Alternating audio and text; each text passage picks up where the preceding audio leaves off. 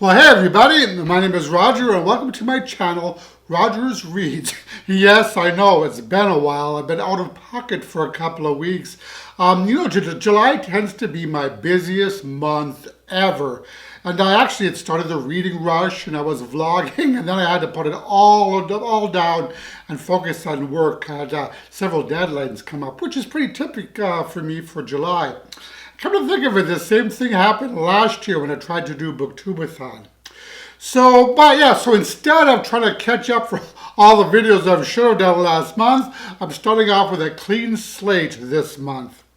And I'll probably talk a little bit here and there about the books that I did read in July but haven't talked about yet. But this video is about my TBR for the month of August. All the books that I hope to read this month. And it's I'm not too late, it's August 5th, so a few days in. So the first book that I'm going to be reading is called The Bride Test by Helen Huang. Now I read her first book, The Kiss Quotient, and I loved it so much that I wanted to read the sequel, though they're both entirely standalone stories. So this one follows a young man named Kai, an autistic man who believes that he has no feelings and thus has resigned himself to spend the rest of his life alone without romance. So because of this, he steadfastly avoids relationships. But his mother has other ideas for him and takes matters into her own hands. So she returns to Vietnam to find Kai the perfect bride. So his mother returns with May Tran, who actually changes her name to Esme to fit in better in the United States. So throughout the rest of the story, she's referred to as Esme. Yeah, so Kai's mother returns with Esme, who actually has a little daughter at home, which she neglected to mention to Kai's mom. So Esme has basically until the end of summer to make Kai fall in love with her, or else it's back to Vietnam. But what she didn't count on is falling in love with Kai herself. Okay, so I've actually already started listening to this. I'm listening to it on Scribd actually. And so far, I'm loving it. It's a super slow burn. And I can't wait to see how it all turns out. So the next book that I'm reading this month is The Whisper Man, written by Alex North. So this was this month's Book of the Month Club pick. Actually, I chose a couple of them, but this was the one of the books I chose. And I was so excited to read this once I read the blurb that I actually started reading it last night. And thus far, it's great. So this is a multi-generational tale about a serial killer preying on a small town. So this follows Tom Kennedy and his son Jake, who recently moved into the town of Featherbank recently after the death of Tom's wife. Now, what Tom doesn't know is that the town has a pretty dark past. 20 years ago, a serial killer abducted and murdered 5 young boys. Finally, Frank Carter, the killer, was caught, and he was nicknamed the Whisper Man because he would lure his victims out by whispering at their windows at night. So now here we are, 20 years later, and the young boy vanishes, and his disappearance bears an unnerving resemblance to the Whisper Man's crimes, reigniting old rumors that the Whisper Man did not work alone, but rather had an accomplice.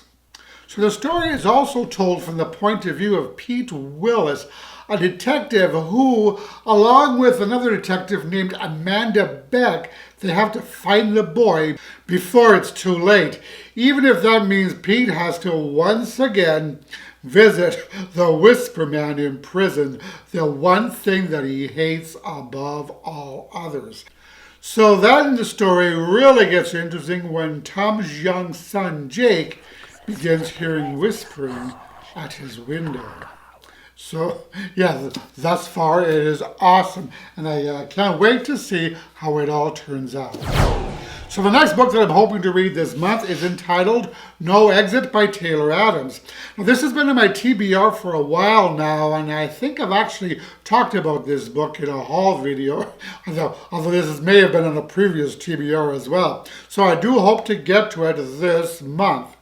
So the story follows Darby Thomas, who gets caught in a fierce blizzard in the mountains of Colorado and has to wait out the storm at a highway rest stop along with 4 complete strangers. So Darby steps outside to see if she has a cell signal so she can call home and maybe let them know where she is. And once she does, she makes a startling discovery. In the back of a van parked next to her car is an animal cage with a little girl locked inside. So now there's no cell reception, no payphone, and no way out of the rest stop because of the storm. And apparently one of her fellow travelers is a kidnapper. So Darby has to find a way to break the girl out of the van and escape, knowing that she really can't trust anyone. So that's pretty much all I know about this, but it has been well received from the reviews I've read, so I'm looking forward to delving into it. So the next book on my list is entitled The Wife Between Us, written by Greer Hendricks. And this is yet another Book of the Month Club selections. And as you can tell, I usually go for the thriller books. So I actually picked this one up a couple of months ago, and I've been wanting to get to it for a while. So hopefully I'll be able to pull it off this month. And for this one, I'm going to read the blurb. When you read this book, you will make many assumptions. You will assume you are reading about a jealous ex-wife. You will assume she is obsessed with her replacement, a beautiful younger woman who is about to marry the man they both love. You will assume you know the anatomy of this tangled love triangle. Assume nothing. So I'm not going to assume anything and go into this blind. So sounds good. And I can't wait to read it. So the next book that I hope to get to in August, although August is fleeting fast, isn't it, is The Gods of Jade and Shadow by Silvia Moreno Garcia. So this was last month's Book of the Month selection, and I do believe I did talk about this as well during my July haul. So from what I can gather, this is kind of a Mexican folklore-inspired fairy tale and follows a young woman named Cassiopeia who in her grandfather's room comes across a strange little wooden box. So she opens the box, and when she does, she inadvertently frees the spirit of a Mayan death god, who then requests her help. Apparently, his treacherous brother has stolen the throne from him, so now he needs Cassiopeia's help to get it back. So Cassiopeia ends up on this harrowing journey where failure could mean her death. But if she succeeds, all of her dreams just might come true. So that's all I know about this, and I'm really looking forward to reading it, and I will report back. So the next book that I'm going to read, I actually have it in ebook format, is entitled Mainly by Moonlight by Josh Lanyon. So this is the first book in the Bed Knobs and Broomsticks series, a new romantic gay mystery series, and follows Cosmo Seville, an antiques dealer who guiltily hides a paranormal secret from his soon-to-be husband, who is a police commissioner, John Joseph Galbraith.